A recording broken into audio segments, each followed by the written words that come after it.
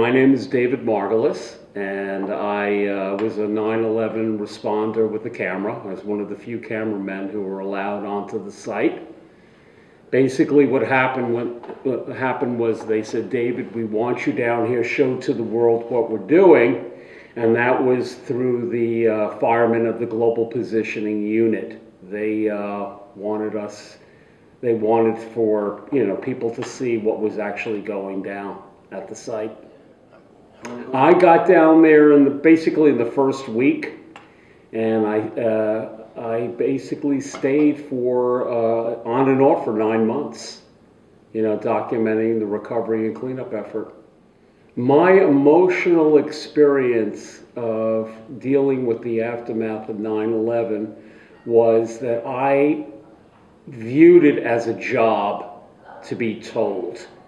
So I tried not to get too much into emotions while I was down there, but to do a thorough job of documenting the recovery and cleanup effort, as a job, and that was my mental state at the time.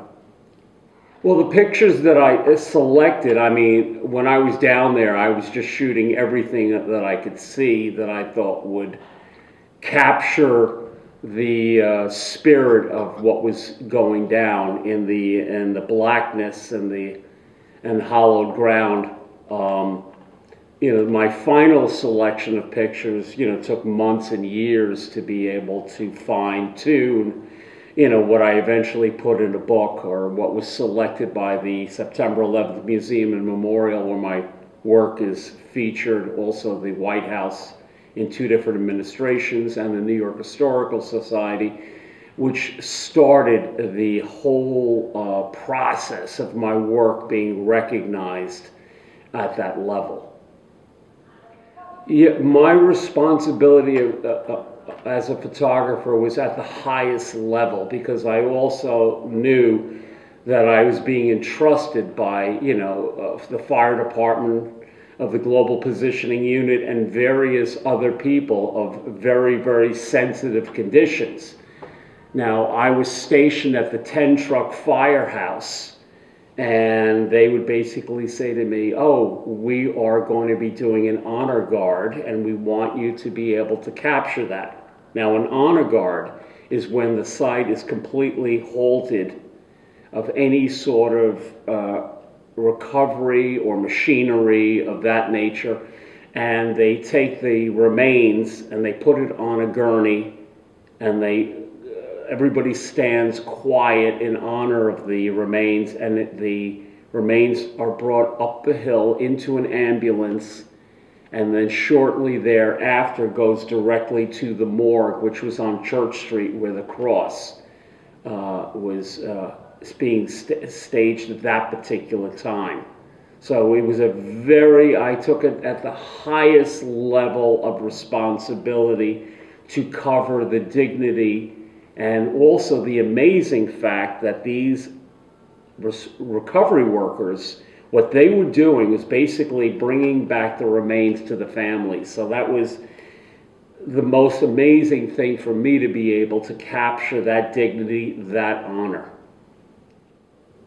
Well, for me, it was a good way to deal with it, because when one takes, in my viewpoint, one takes an action in the times of an atrocity such as 9/11, that it allowed me to be a worker among workers. And I think the best thing to be able to do in a time like that is to do service. Because if you're stuck in your own head and saying, "Oh my God, poor me, look what just happened," no, that doesn't fly for me. What flies for me is to be able to be a participant, to be able to do service, and to help other people, families, responders. Everybody had a job to do, including me. How did it change my life? It changed my life in every way, shape, and form. Because when you're dealing with other people's life that you really had no contact with prior to 9/11, now all of a sudden you're thrust into a whole other world of people who are heroes, people you saw on TV, people you heard on the radio, and then I'm thrust in there with them.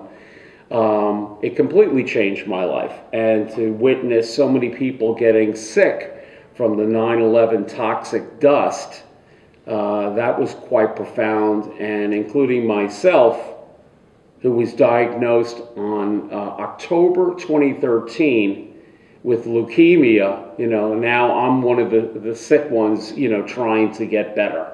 So yes, it changed my life profoundly, and I'd say for the better.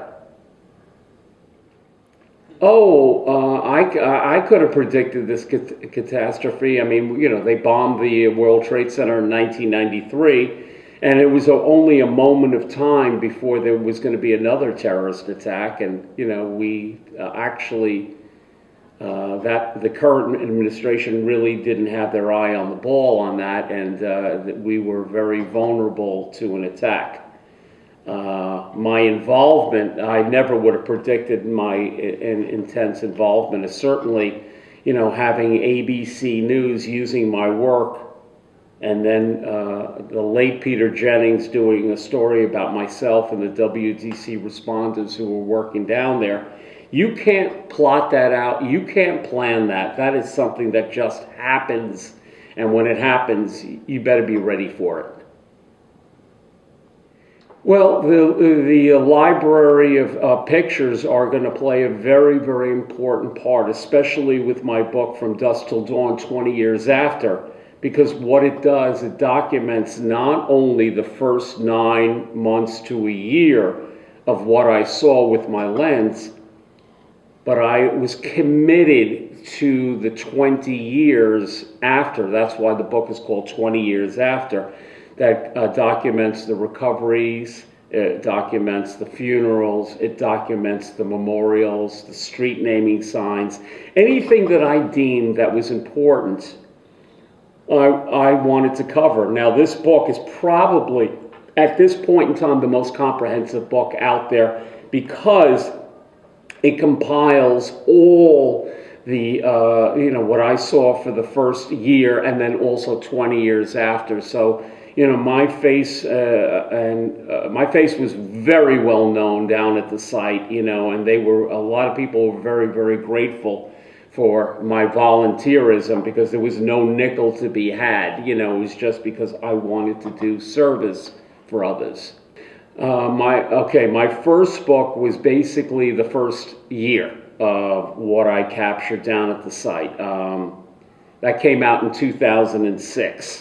And that book was covered by the September 11th Museum and Memorial in that shop, and it was quite comprehensive at the particular time.